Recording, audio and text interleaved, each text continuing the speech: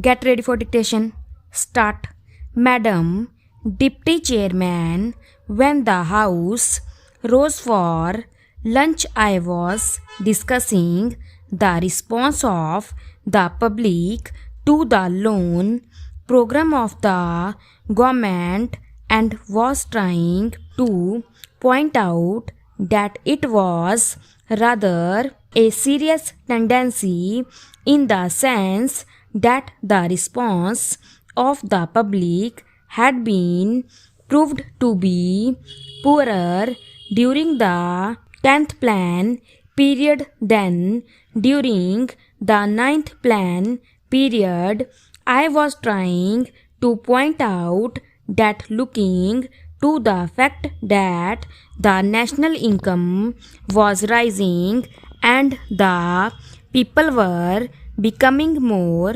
conscious of a developing economy and the need to mobilize the resources more and more, a contrary trend ought to have appeared, and that in view of that this trend was disturbing. This trend is to be contrasted with the trend of the public regarding the call from the corporate sector for the investment of their monies. Here we find that the shares of some of the new companies or of the old companies that are issuing new shares are oversubscribed at times to the extent of 15 times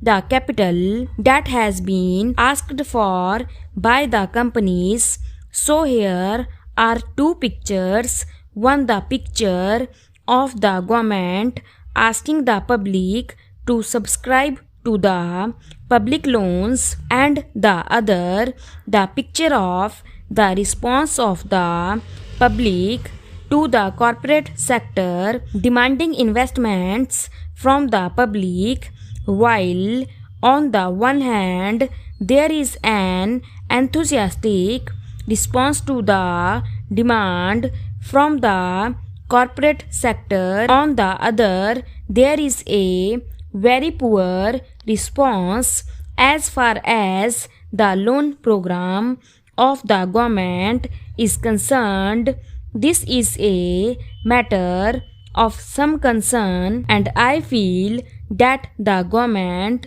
should pay more attention than just exhorting the people to save more and to hand over their savings to the government, as the Honorable Finance Minister has done more than once. If it would have been merely a question of rediverting the money that is coming from the corporate sector to the public exchequer in the form of loans, perhaps the matter would not have been so serious. Then it would have been just a question of reallocation of the functions between the public sector and the private sector. But I feel that there is a large amount of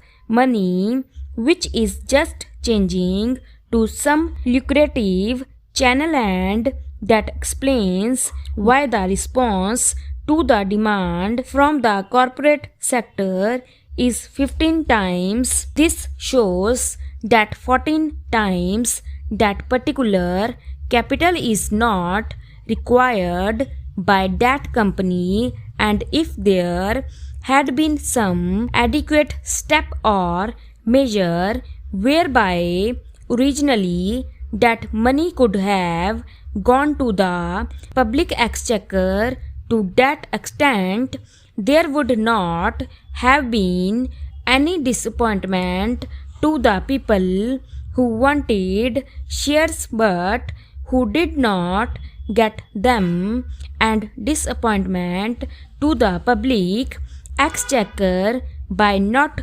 getting the response which it ought to have got, that to my mind leads to the question of the pattern of the rate of interest in a developing economy, and especially in view of the fact that a large number of companies are being floated today which have got an element of growth in them, thereby attracting so much capital towards them. The government of India will have to take into consideration the question of the rate pattern of interest on their loans, and to see whether something could not be done whereby the public will be attracted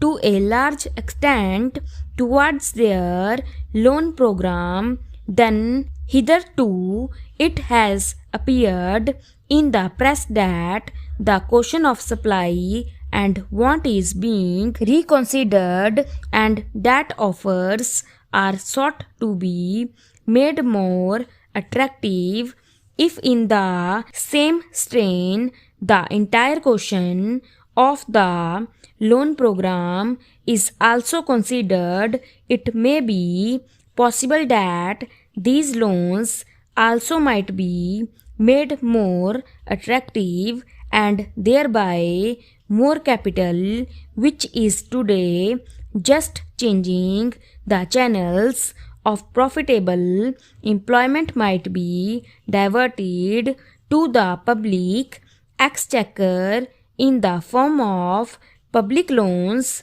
Then there is the question of the state governments performing their part which has been assigned to them during the 11th plan period. In this connection, I would like to draw the attention of the Honorable House to a very important recommendation which has been made by the 11th Finance Commission, namely the appointment of a high power commission